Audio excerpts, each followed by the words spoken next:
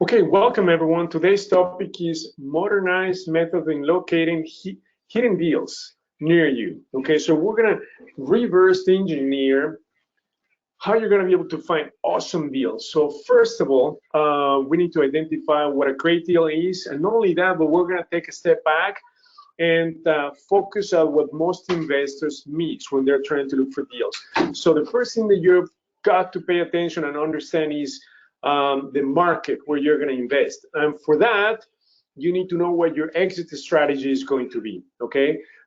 So based on your exit strategy, you're going to have markets that support that exit strategy. So let's assume that you are going to do buy and holds, okay, or flips. So what you have to do is identify the top flipping markets and top rental markets. So we're gonna quickly show you in a few seconds how to do that.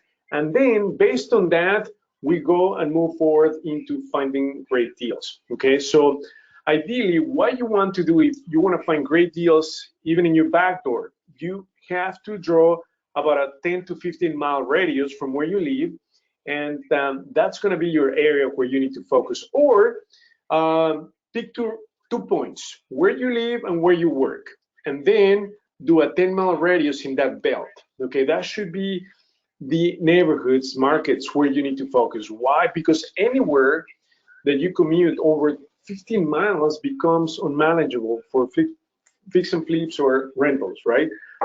So having said that, let's dive into it, and I'm going to show you how to identify gray markets. Okay, super simple, and that's going to be driven on based on your exit strategy. So let me share my screen and quickly show you what it takes to identify great markets that support your exit strategy. So we're going to find a couple of great deals for both flips and rentals. Okay, so let me share my screen.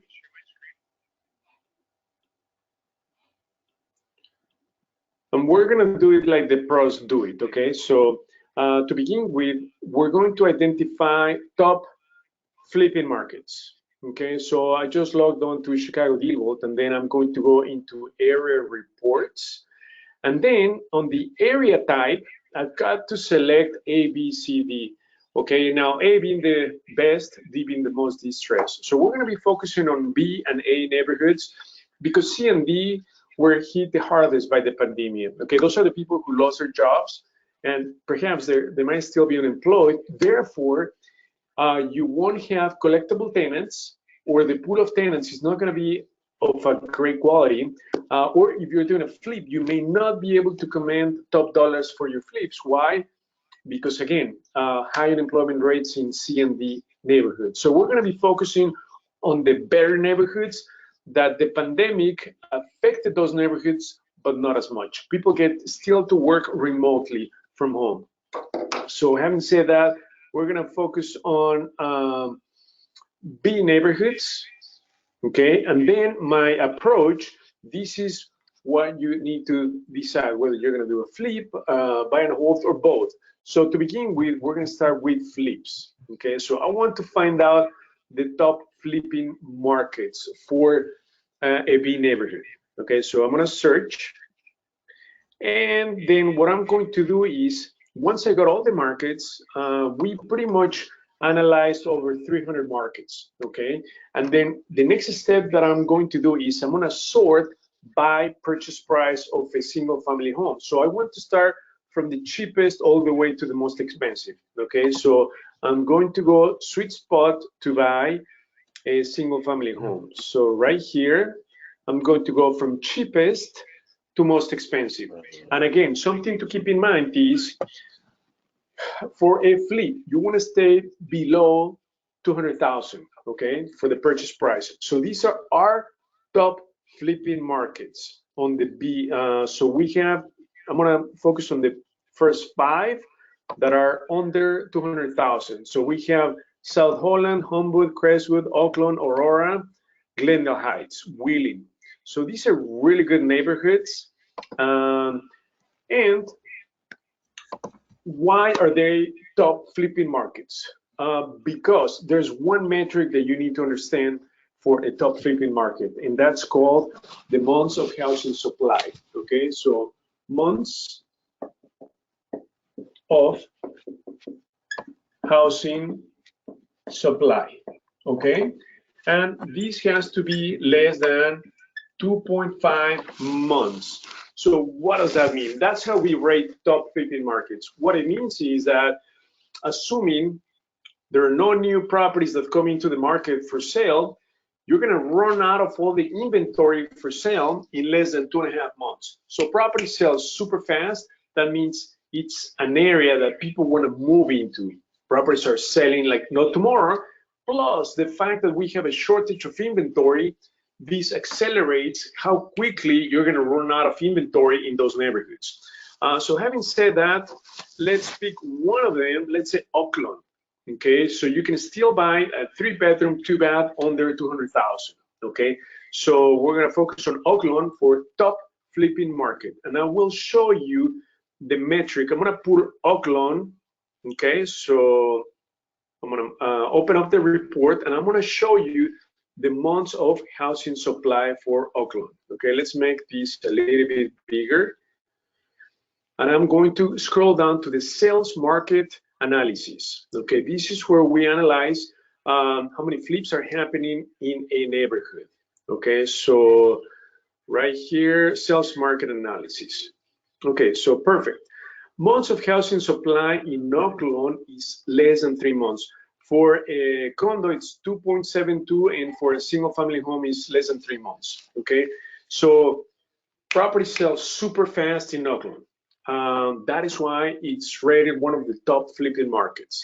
Now let's do exactly the same thing, but for a cash flow approach.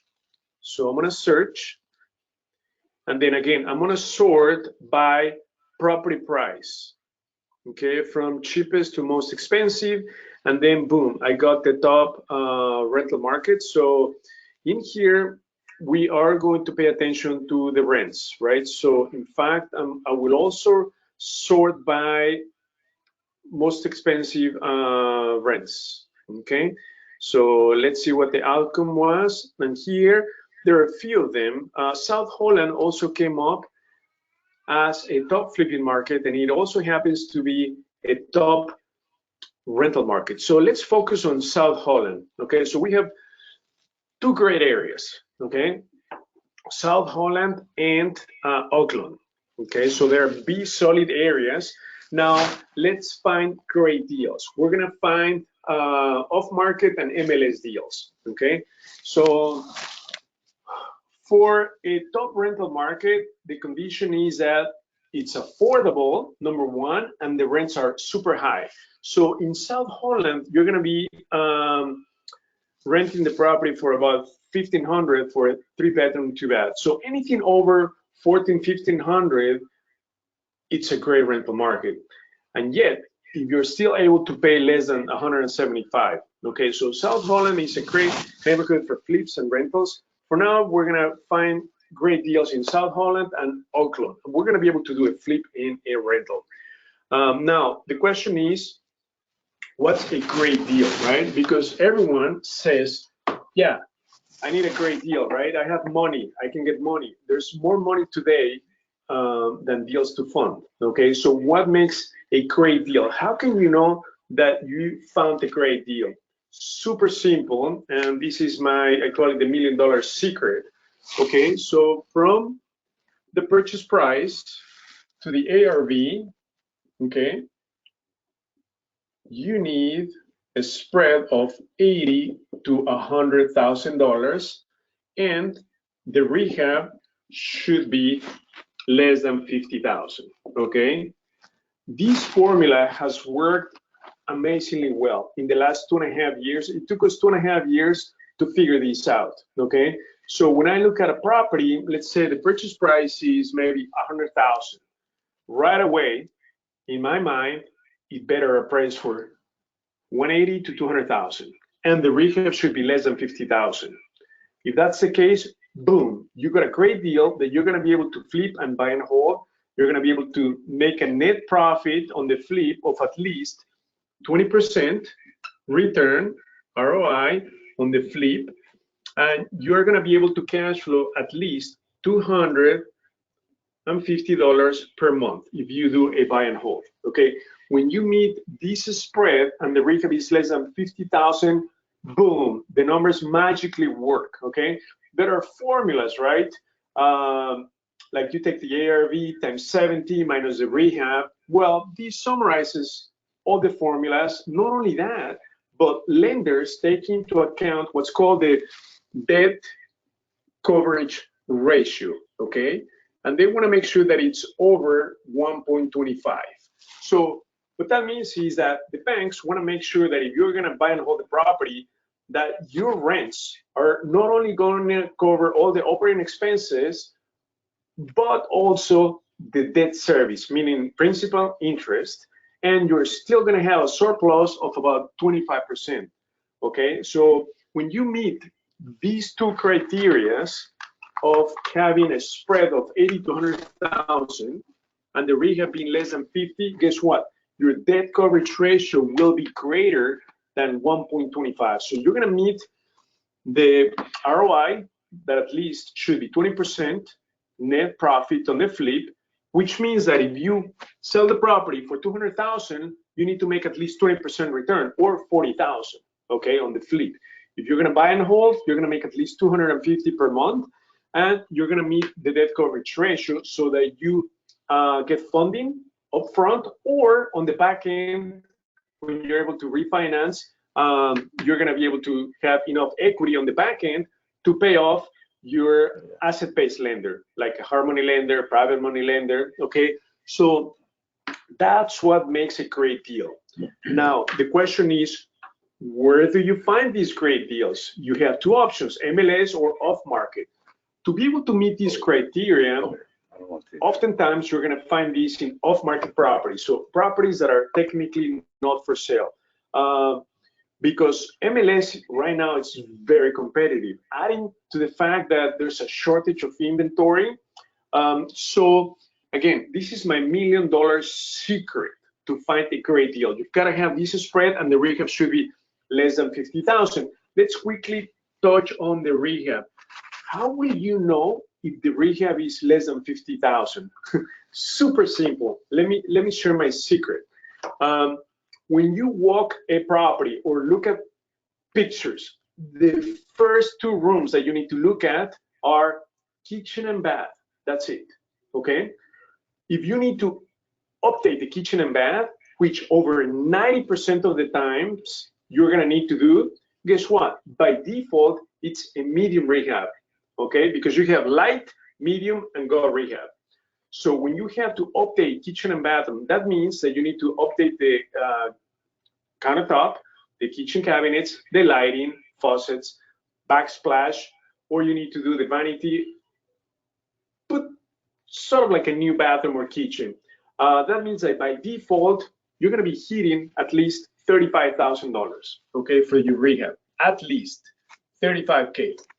Okay, when you need to do the bathroom and the kitchen, because the kitchen is going to be somewhere in the 10,000, the bathroom is going to be somewhere in the 5,000. So right off the bat, 15,000 plus paint, light fixtures, light electric, light HVAC, light plumbing. It's going to easily hit at least 35 to 45,000. Okay, we always like to have a 10,000 cushion. So a medium rehab will easily hit 35 to 45,000. We've only done one property out of a little bit over 30 properties that had a light rehab. That means that we didn't need to update the kitchen or the bathroom. We just painted the kitchen cabinets. We added a mirror, a vanity. So it's super cosmetic work, but the likelihood for you to find that in an off market, it's very rare. Okay, so we're very fortunate.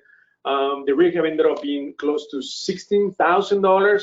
That's extremely rare. Less than 5% of the deals that you find are going to have light rehab. Most of them is going to be somewhere in the 35 to 45,000 when the square footage is less than 1,700. Okay, so square footage should be less than 1,700 square feet. Okay, super important. because there are going to be some suburbs where it's like a shoebox. Houses are over 2,000 square feet. So guess what? Even if it's a medium rehab, it's going to go over 50,000 because of the square footage. When you have to do the countertop from here, like 20 feet, you know, right off the bat, you have like 5,000–6,000 on the granite or quartz countertop. Does that make sense? So make sure that it's a small 3-bedroom, 2-bath, 2-bedroom, 1-bath, less than 2,000 square feet. The minute you start touching properties over 2,000 square feet, your rehab for sure will be over 50,000, and your numbers are going to go off. Okay. So again, rehab, most of your rehabs are going to hit 35 to 45. That's a medium. That's typical, where you need to touch some electric, some plumbing, perhaps a couple of windows, roof repairs, flooring damage, update the kitchen and the bathroom. And in fact, that's where you need to put the money, in kitchens and bathrooms, because when it comes to the appraisal value, if you put a 10–15,000 in both kitchen and bathrooms, that's going to give you a 30 to 40,000 increase in appraisal value. So that's where you need to put your money, bathrooms and kitchens. Plus, that's what makes buyers buy or make an offer on your property. You've got to have a nice kitchen and a nice bathroom for them to want to rent, want to buy your property. Super important, okay? So that it's just a brief explanation of what a great deal is. So now let's dive into the system and find some great deals in Oakland and SouthHolland. Okay. So let me share my screen again. We're going to start with off market. Okay. So I'm going to go to pre-foreclosures. So these are people who defaulted in the mortgage payment and now they are in foreclosure. So we're going to select 2 neighborhoods. One is SouthHolland and the next one is Oakland. Okay. Now, when I search pre-foreclosures in these 2 neighborhoods, I'm sure we're going to find way too many. We found 778. That's way too many. So what we're going to do is we are going to filter these by high equity. So we want to make sure that the owner owes little on the property, but yet the ARV on their home is at least twice as much of what they owe. Okay. So I'm going to do 50% equity, search, and then it went down to 58 great deals in those 2 neighborhoods. So I'm going to pick SouthHolland for now to begin with. Okay, so I'm going to randomly pick this property in SouthHolland. So the first thing that I like to look at is square footage, size of the property. 4-bedroom, 2.5-bath, 1,472 square feet. So it's less than 2,000. That's great.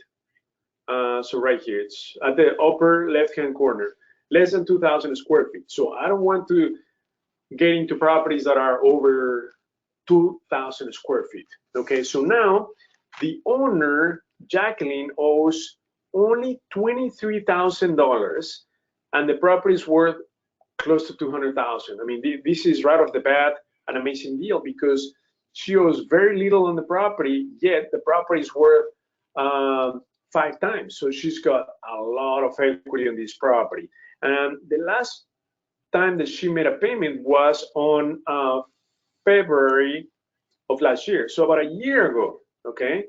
But now she's in pre-foreclosure, and the filing took place last July 24th, when she officially entered the foreclosure process. So this is an example of somebody who's got a lot of equity, and yet they're in foreclosure. So this is pretty sad, right?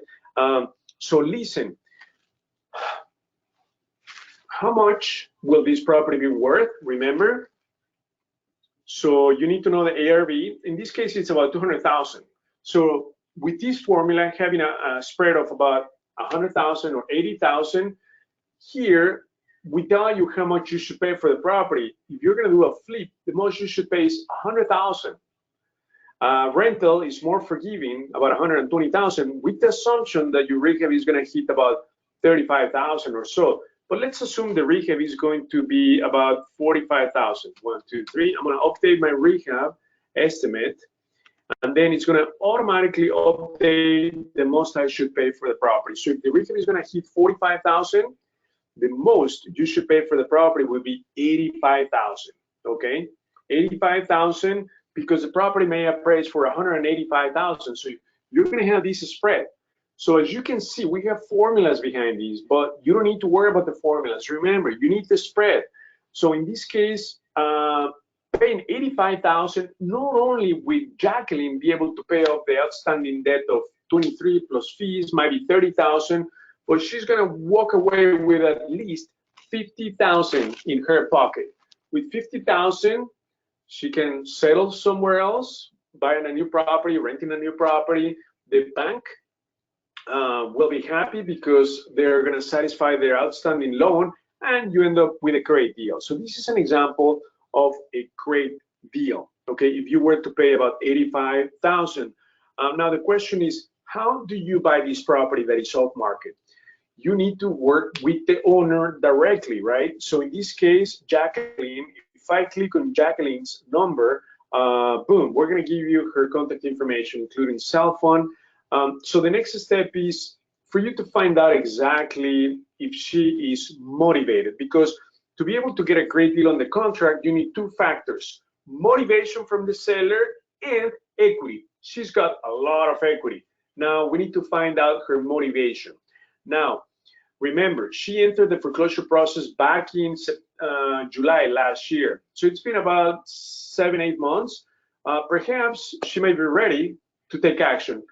Some people, I find that they are still in denial. So they believe they're going to be able to get out of the foreclosure process. Oftentimes, that's not the case. So what I would like to do is, let's say, give her a call and find out her situation. What is it that she wants?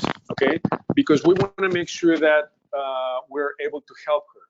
Okay, so let's give it a try, right? So why don't we call her? Can somebody dial this number? Mark, can you dial her number? 708. Yes. I don't know if you're able to see that on the screen. 708-369-2241. Her name is Jacqueline. 708-369-2241. Okay, calling. Yeah, let's give her a call. And then this is the address.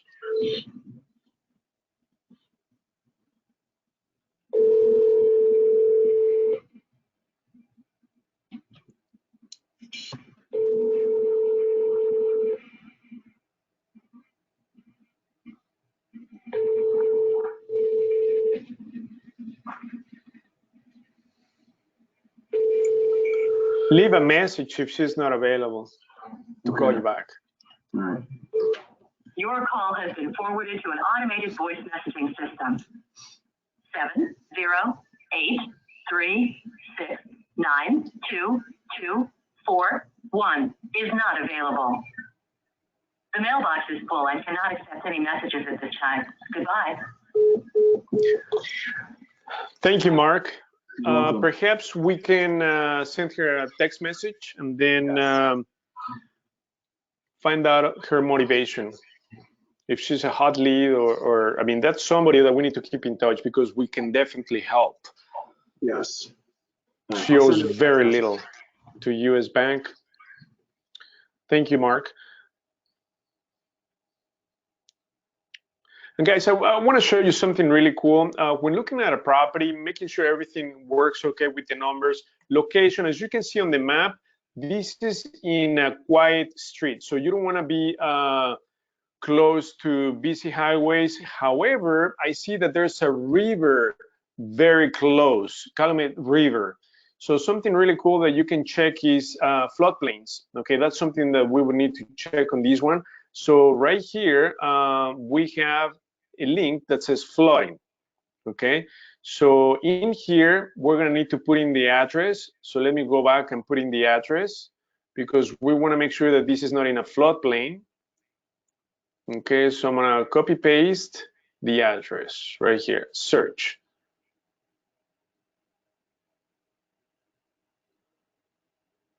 Okay, so indeed, yeah, this is search results. So there's less than 1% of annual chance of flood hazard. You know, the area that is highlighted right here. So less than 1%. So technically, it's not enough floodplain. Okay, dynamic. But that's something that you always need to check. Okay.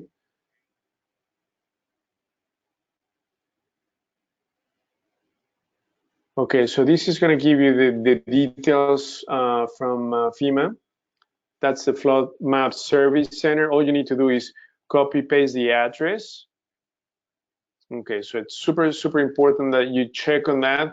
Also, something that I always check on any property, I'm going to scroll down and then I check market overview right here. This is the integration with Trulia. It's a heat map for knowing, if I'm going to scroll down a bit, knowing if it's in a bad pocket. So right now I'm putting this on the screen. It's in a safe area, okay? Otherwise you would see like darker blue. So those are the two things that you want to check: floodplain and making sure that it's in a safe pocket. Okay, but again, this property has tons of equity. Now let's do the same for let's find one in Oakland. Okay, so I'm just clicking in another one in Oakland right here. So this is again the same story. The owners, Hector and Sandra, they owe about $15,000. The property is worth close to $200,000. So this is another example of a great deal. Last payment made was back in July 2006, and they just entered the foreclosure process last year, March. So again, if I zoom in to look at the property, it's a little bit very close to busier street. Okay, so that's something just to be aware of. But again, this has a lot of equity. Okay, so the same process apply. If I click on the name, boom, we're going to give you the contact information, and it's as simple as getting on the phone with them and try to understand. You would go somewhere in the conversation, you would say something as follows: oh, Mr. Hector, my name is Hugo. I'm a real estate investor investing in Oakland. I just realized that I see your property as being in foreclosure. I can make it go away. Would you be interested in learning more about how we can make it go away and help you through the process? And oftentimes, you know, they might say, depending on how motivated they are, they might be interested in learning more about what you have to say, or they might say, oh, no, it's okay, it's been taken care of. My attorney is working on this. So you're going to be able to gauge their motivation level. Super important. But the objective is to find two things: motivation and equity. Okay, so now let's do the same thing with the MLS. MLS, obviously, it's more competitive, but you can still find great deals. So I'm gonna look for two cities, so Oakland and SouthHolland. Okay, now I'm going to look for properties below 200,000. Okay, so the purchase price is going to be less than 200,000. Okay, that are active, single family home, and then find deals.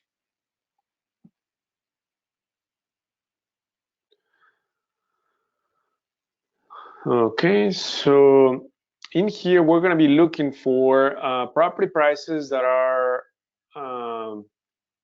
affordable, but yet in a good condition. Okay, so these are selling for SouthHolland 59, 65, 65.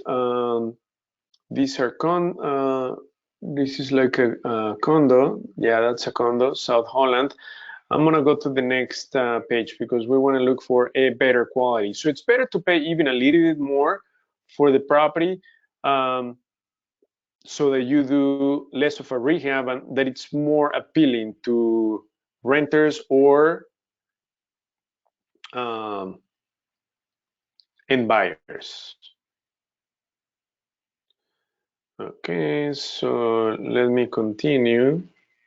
I'm gonna hit the $100,000 because that's what we found. When you buy properties below 100,000, they're really distressed.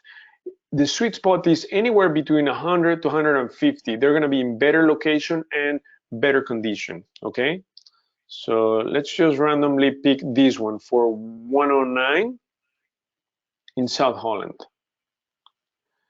Okay, so again, to quickly analyze this, let me take a look at the pictures of this property.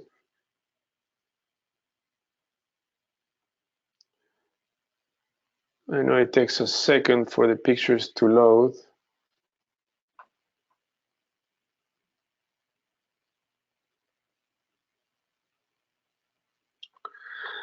And so this property location, first thing that you need to look at, it looks like it's in a quiet neighborhood. And then the ARV on the property is about 144,000. They're asking for 109. So you do have some equity, and this is an MLS property. It's been on the market for 77 days, okay? But you do have some room. Obviously, you need to see the condition of the property from the inside before making an offer. But the way to approach MLS properties is to call the listing agent. That's the first thing that you need to do. So we give you that information in the details. But before we get into that, so look at this. If you're gonna do a flip, the most you should pay for the property is somewhere in the $86,000, assuming the rehab is gonna be somewhere in the $20,000, $23,000 price range. This is a small 2-bedroom, 2-bath. Okay, so the $25,000, it's manageable. It could be doable rehab-wise. So you need to buy the property for somewhere in the 85 to 90,000. So about 20,000 below price. So to find out and test the waters, if the seller would entertain that offer, would be to call the listing agent. So go to the details, and right here, I don't see the listing agent contact information. Okay, so that's something that we need to look into. Phil, can you please make a note on this property? Listing agent information, it's not showing, and the pictures are taking a little bit longer to load. Okay, so that's an MLS. Let me pull up another property, MLS, in Oakland. So I'm gonna pick this one. This is a condo. Okay, so this is a condo. It's been on the market for 6 days.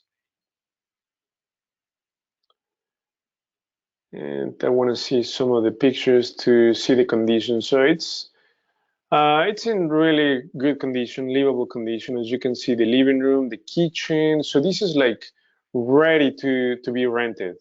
Okay, but again, the ARV, it's about 120, and they're asking for 110. So you have very little room in the bond, right, to make any profit on the back end. But again, if you don't need to do any rehab, it's been on the market only 6 days. When you're looking at condos, one of the things that you do need to pay attention is association and whether you're able to rent the property.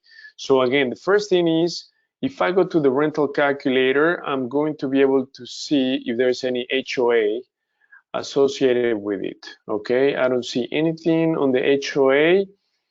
And let me show the details. So in this case, in the details, yeah, we're able to see the listing agent contact information. So that's always the first thing that you need to do.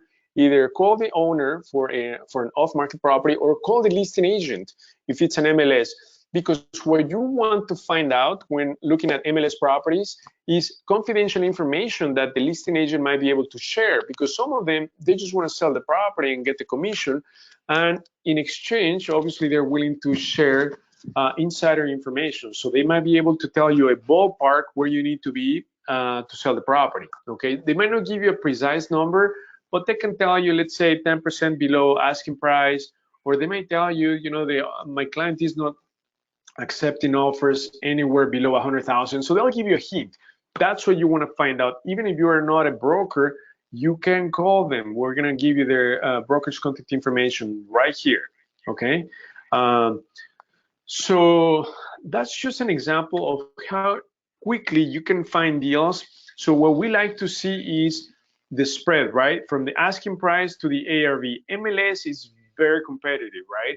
So it's very hard to find this spread. And if you find this spread, the property may need a lot of rehab. So it might be over 50,000. So you've got to skip those properties, because if you're going to do a gut rehab, you've got to have the resources, meaning the construction crew, to be able to do that. You're going to need to have a licensed plumber, licensed electrician, licensed HVAC, a GC. So you're opening up a lot of kind of worms. So you want to keep it simple, okay, by taking on medium to light rehabs. Okay, skip go rehabs. They're not worth it. You may spend 2, 3, 4 months just on the rehab plus market time. So you're going to be stuck with one deal for over 6, 7 months. Okay, so that's something to be aware of. But again, you should do both off-market and MLS deals. And then in ChicagoDealVault, you have the ability to set alerts. So I can go into deal alerts in the upper right-hand corner. So you can set all the top flipping and rental markets with a top price, just like we did, of over, I mean, no more than 200,000. So right here, it's showing on the screen, all the top flipping and rental markets, no more than 200,000 for the purchase price. So when you set these criteria, we're going to be scanning the MLS every 2 hours, and you're going to see the deals coming through your My Deal Alerts right here. My Deal Alerts, you're going to be able to see the properties that come through the alerts. Okay, there's a tab called My Deal Alerts. So here we got one from Allsip, SouthHolland, right here for 184,000. But again, you always need to check the difference between the asking price and the ARV for MLS properties. But again, the cool thing is, if you look at MLS, you might not need to do too much of a rehab. Okay, so it's better to pay a little bit more in exchange for doing less work, because you're going to be in and out of the transaction a lot quicker. Okay, super important. So yeah, I have some alerts set up. So in fact, I like this property. This is a 3-bedroom, 2-bath in SouthHolland. It's listed for 184. The ARV could be close to 200,000. So there's not much room in the bond, because it's been rehab, right? So there's nothing that you can do on this property. Okay, so you can just rent it. But again, let me check the rent on this one. So the rent in SouthHolland, look at this, is $1,850 for this property. When you click on the rental calculator, so how will you know that this is a great deal and is going to make sense? So check this out. We're asking you to pay no more than $135 for this property if you're going to buy and hold. Okay, assuming that you're going to put in about 30,000 in rehab. But guess what? The rehab might be only 5,000. So I'm going to put 5,000. So the most you should pay for this property should be about 150,000 for it to make sense. So it's about 35,000 below asking price. Most likely, you're not going to buy it for that much, especially with a shortage of inventory. So this is an example of how difficult it is to find properties from the MLS. And not only that, but if you make an offer, there are going to be many more investors that are going to be making offers on these deals. But again, this property doesn't have enough equity on the back end. So buying it for 180, and you can rent it for $1,850. It's the 1% rule of thumb. 1% of your total investment should be at least the rental income, which in this case is exactly the 1%. So your cash flow is going to be very little on this property. So you're going to have money stuck in the deal, like 10-15%. So at least $25,000 stuck in this deal, and your cash flow is going to be very little. So it's not worth it. This is paying retail prices. So you just need to set up your alerts, and you need to look for that spread of 80 to 100,000 for properties in both MLS and off-market properties. Now, are there any questions on the line? Let's take some questions. So let's look at the chat. Okay, does formula work with any purchase price? Tim, great question. So the formula, it works when you focus on the sweet spot to buy a single family home in a B or A neighborhood, which is below 200,000. So when you buy a property below 200,000, this spread works amazing, okay?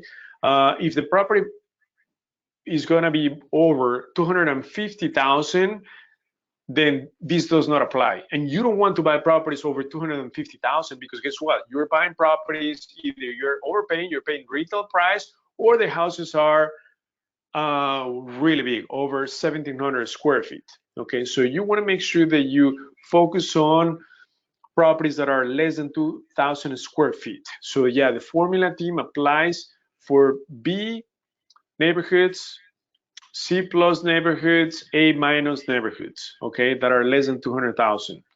Jessica, I have the same property on my computer and it shows higher amounts than your screen. Oh, okay, I didn't realize what property you were referring to, Jessica. Never mind, I just refreshed. Oh, okay. Another question is, how did you come up with 80? It didn't show much to buy for a flip. Zora, I'm not sure what property you are talking about. Oh, if you're talking about the off-market property in SouthHolland, Yes, yeah, I if you buy it for 80 or 100,000, you have on the back end 80 to 100,000 spread. So you could do a flip, you could do a buy and hold for the one that is off-market.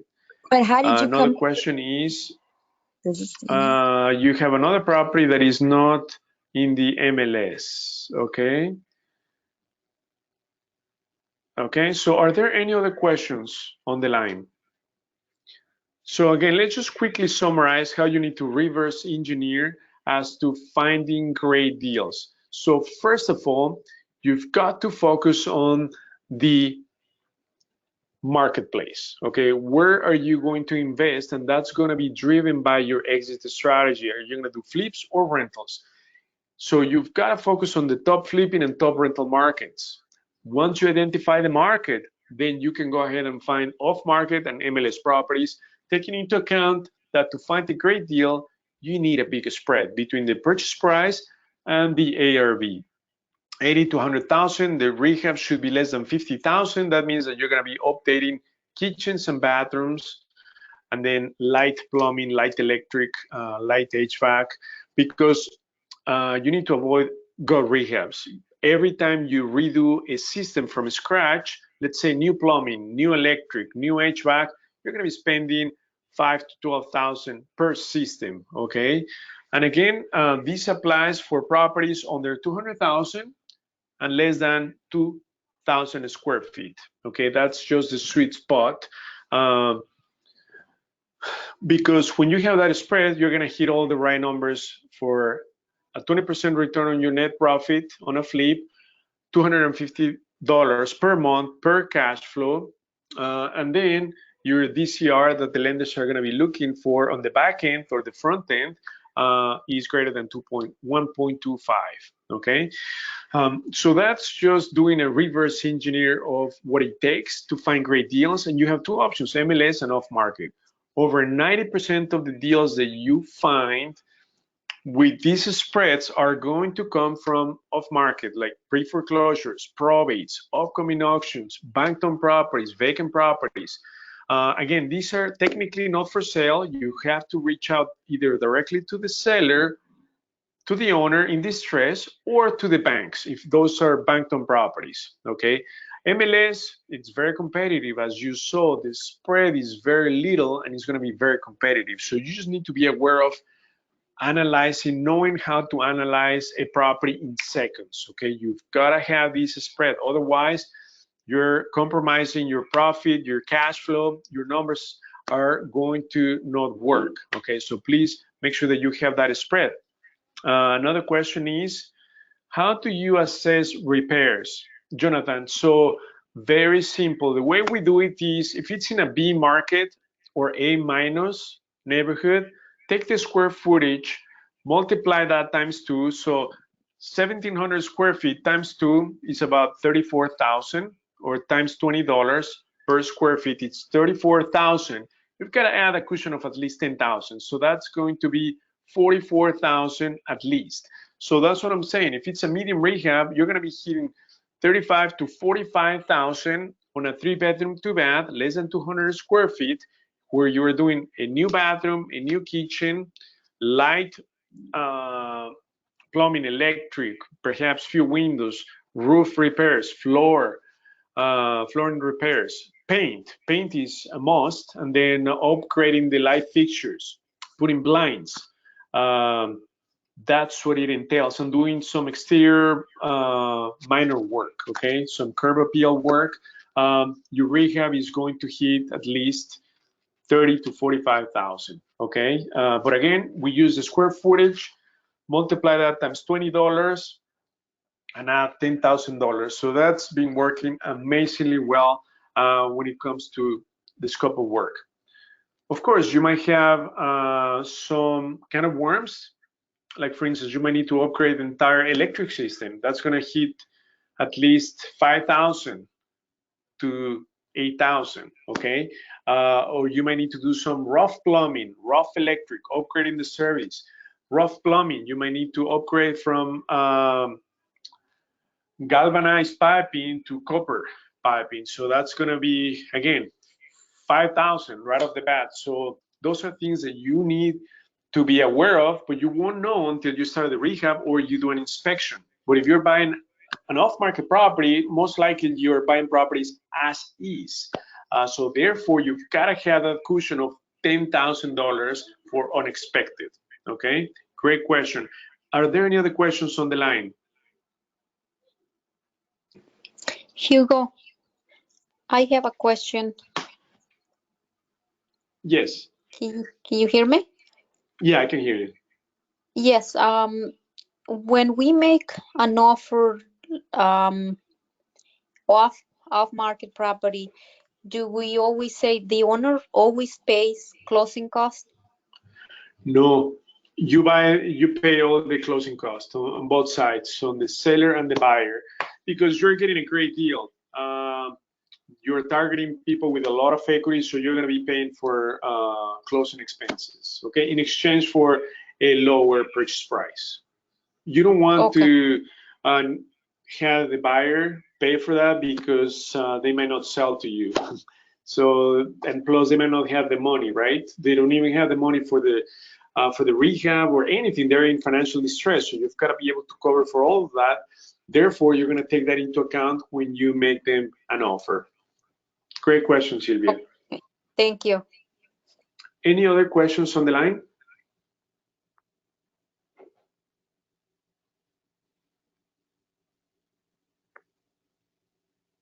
Hugo, the one that I was asking you, Yes. the 8,000, you said to take whatever the price is, take off 20. I was just trying to figure out where that was coming from, because I didn't see anything on there that says 80,000 or buy for 80 if you're flipping.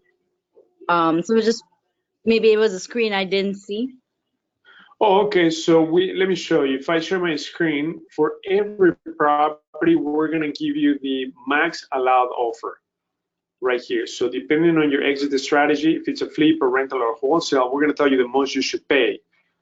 And as you can see, it's typically $80,000 to $100,000 spread between the ARV and what you pay for the property. You see the ARV is close to 200,000. If you're going to do a flip, the most you should pay is 104, assuming the rehab is going to hit somewhere in the 30,000.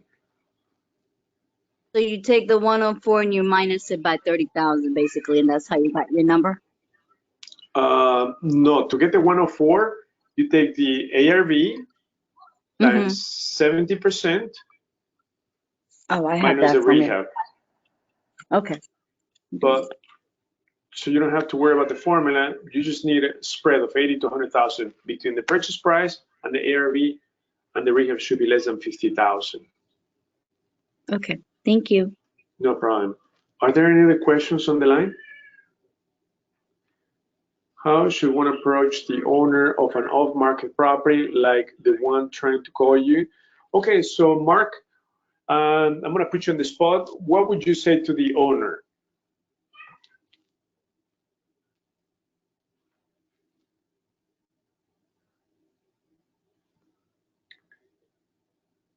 If you were to get a hold of the owner? Mark, can you hear me? Okay, so, okay, go ahead, Mark. What was the question? The question is, how should you approach the owner of an off-market property? So I know you're really good when it comes to dealing with owners, tenants, and overall personal relationships. So what would you say to the owner, like the one you called earlier? Well, actually, I had the volume down because she was texting me and I was trying to dictate her message. That's why I missed what you said. But so the lady in SouthHolland did respond back to me. I'm kind of chatting with her, but initially she said that her house wasn't for sale. So we'll see. So typically I would pull up at someone's house and I'm going to look at the front of the house and I'm going to wave, even if I don't see anybody. Because a lot of times people are hiding and they're going to think to themselves, oh crap, he saw me, even though I can't see them. Mentally, if someone waves to you, you think they see you. So they're more likely to open the door. So then I would just non-threatening walk up to the door, kind of stand back from the door, hopefully be able to engage them in a conversation and just be real with them. Just let them know that I'm there to help them and that I know they're, in a problem and, ask them what the problem is. I could try to identify with them as best I can, depending upon what the problem is.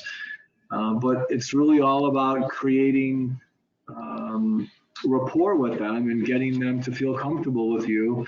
And if you can identify with them and be in a similar spot or situation, whatever it is, hey, I'm going through a divorce. Oh yeah, I've been there. It's tough. It'll probably get worse before it gets better, but it'll be better. Just try to identify with them and let them talk and then just try to work your magic. Absolutely, great job. Thank you very much, Mark. You're welcome. So as Mark said, you've got to build rapport with the owner and find out what you can do. What is it that they need? And just be very casual and be yourself. Always listen, empathize with the situation they're going through, and just test the waters. Hey, I just realized I was driving by and I realized that your home happens to be in foreclosure. I can help you make it go away. Do you have a few minutes to talk right now? Does that make sense? So you just want to build rapport and find out more about their situation. Some of them are going to be in denial, but I'm just amazed that Mark is already chatting with her, right? So that's just amazing how quickly you can communicate with the owners, right? Because eventually, if Mark keeps following up with her, eventually she's going to need to take action, else she's going to lose the home, right? And she's got tons of equity. So who is she going to go with? Mark, of course. Why? Because he's constantly in touch with her. So over 80% of success rate comes from follow-up. Okay, so great job, Mark. Thank you. Are there any other questions on the line? Hi, can you hear me?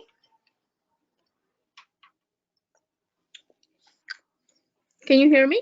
Yeah, I can hear you. Hi, Hugo. Thank you for taking my question. I'm a cold caller for a couple of investors here in the Chicagoland area, and I usually target pre-foreclosure deals, but they gave me a list where I should just say, hey, are you looking to sell your property? Usually I get a no. Occasionally I'll get some leads where they might say like, if you give me, this amount or that amount, do you think I should change my strategy into saying what you just mentioned? Like, I noticed that your house is in pre-foreclosure. I can direct you with an attorney or someone that can help you out. Yeah, absolutely. I mean, when people say, "Oh, if you give me this much money," right away they're not motivated. They're either warm lead or cold lead. They're just testing the waters, right? They're not ready to sell the property, but it's okay. All you need to do is follow up with them, because guess what? Right now they might be cold or warm, but overnight they can turn into hot lead. Because guess what? Once you hit the foreclosure process, it can take up to 2 years before you lose your home. So eventually they're going to flip from cold to warm and warm to hot.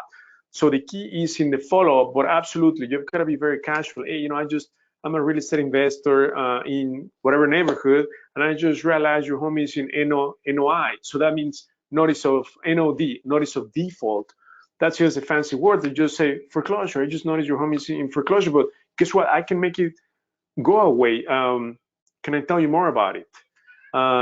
Does that make sense? So you want to engage, you want to build rapport, just what Mark said, Maria.